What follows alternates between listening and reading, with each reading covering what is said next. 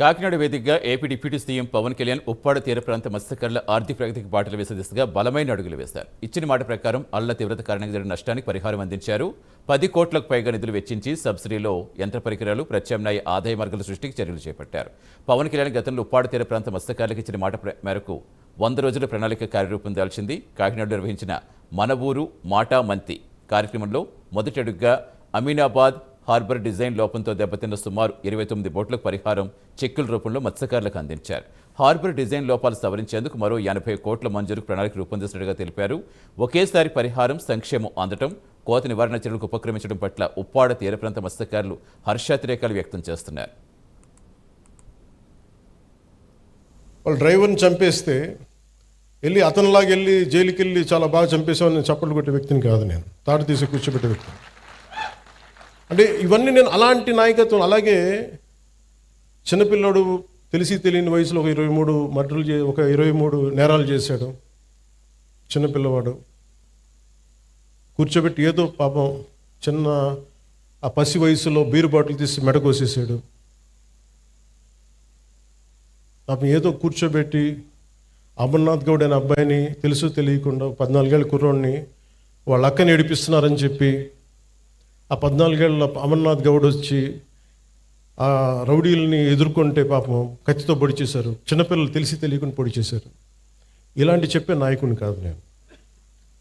మీరు ఇలాంటి వ్యక్తులను కనుక మీరు ఎంకరేజ్ చేస్తే, ఇలాంటి భావజాలాన్ని ఎంకరేజ్ చేస్తే భవిష్యత్తు మీకే ఊహించుకోలేని పరిస్థితుల్లో మీరు ఉండిపోతారు.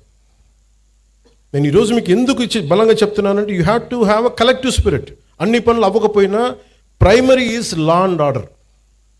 లా అండ్ ఆర్డర్ బలంగా ఉంటేనే ఇప్పుడు మీరు కోరుకున్నట్టుగా కూర్చోబెట్టి ఏఐ కావచ్చు, పరిశ్రమలు కావచ్చు, రేపొద్దున ఏదైనా కాలేజ్ సమస్యలు కావచ్చు, ఇవన్నీ కూడా సవ్యంగా ఉండాలంటే లా and order should be very strict and very strong. నేను హోమ్ మినిస్టర్ని కాదు, అది నా పరిధిలోకి రాదు. అది క్రిమినల్స్ తాలూకు అదృష్టం.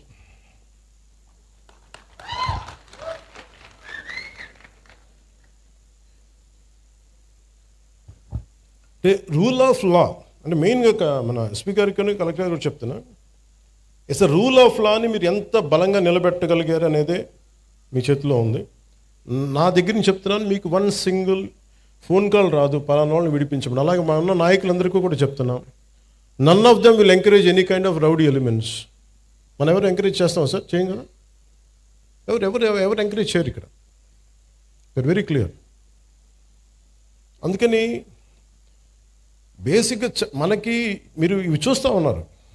ఇప్పుడు ఇందాక ఫాల్స్ ఎస్టీ అట్రాసిటీ కేసు ఉన్న సింపుల్ సివిల్ కేసు, దారి ఇవ్వలేదు, గొడవ జరుగుద్ది, అంతేగాని దానికి ఒక ఫాల్స్ ఎస్టీ అట్రాసిటీ కేసు పెట్టినా తప్పు అవుతుంది. దీనికి మీరు బాధితులు కాకండి. రియల్ ఎస్టీ అట్రాసిటీ యాక్ట్ ఎంత బలంగా పెట్టాలో ఫాల్స్ ఎస్టీ అట్రాసిటీ యాక్ట్ని కూడా మీరు అంతే బలంగా మీరు నిలువరించాలి. తప్పది. అది ఎంత పెద్ద సంఘాల నాయకులు వచ్చినా నేను వారికి ఓపెన్గా నేను నిజంగా బాబాసాహెబ్ అంబేద్కర్ గారి మీద గౌరవం ఉంటే ఎవ్వరు కూడా ఫాల్స్ ఎస్టీ అట్రాసిటీ యాక్ట్ పెట్టరు. ఇది బలంగా. అలాగే కొంతమంది నాయకులు కూడా ఇది ఎంకరేజ్ చేస్తారు. దయచేసి కూటమిలో ఉన్న నాయకులు అలాంటివి కూడా ఎంకరేజ్ చేయకండి, నా విన్నపం అది. ఎందుకంటే కొన్ని ఫాల్స్ కేసులతో నలిగిపోతారు, బయటికి రాలేరు, బయటికి చెప్పుకోలేరు. సుప్రీంకోర్టు ఎందుకు జడ్జిమెంట్ ఇచ్చి ఉంటుంది? ఎన్ని ఫాల్స్ ఎస్సీ అట్రాసిటీ కేసులు పెడితే తప్ప ఇన్ని రావు కదా. సుప్రీంకోర్టు రెస్పాండ్ అయింది అంటే. అందుకని ఎస్పీ గారికి కూడా చెప్తాను, let it be directive, let it be policy for the entire state. మీరు సీఎం గారితో కూడా మాట్లాడుతున్నప్పుడు ఇవన్నీ చెప్పండి, తెలియజేయండి అన్నీ నెక్స్ట్ మీటింగ్స్లో. మీరు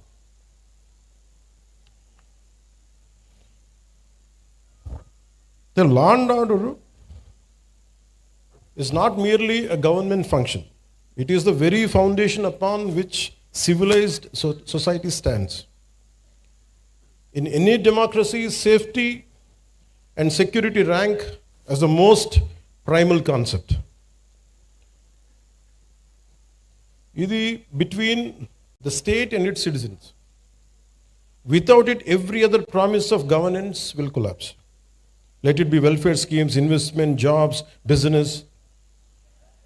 సో అందుకని మీకు 6 ఫండమెంటల్ ప్రిన్సిపల్స్ దృష్టిలో పెట్టుకొని, ఫండమెంటల్ రైట్స్ నిజంగా మనకు కావాలంటే without law and order it is mere aspirational. ఒక ఆశాజనకు ఉండే తప్ప, ఆశయం తప్ప నిజంగా ప్రాక్టికాలిటీలో పెట్టలేని. సో అందుకని లా అండ్ ఆర్డర్ని ఈ ప్రభుత్వం, it is not just a policy, we are taking it to its fullest. ఇది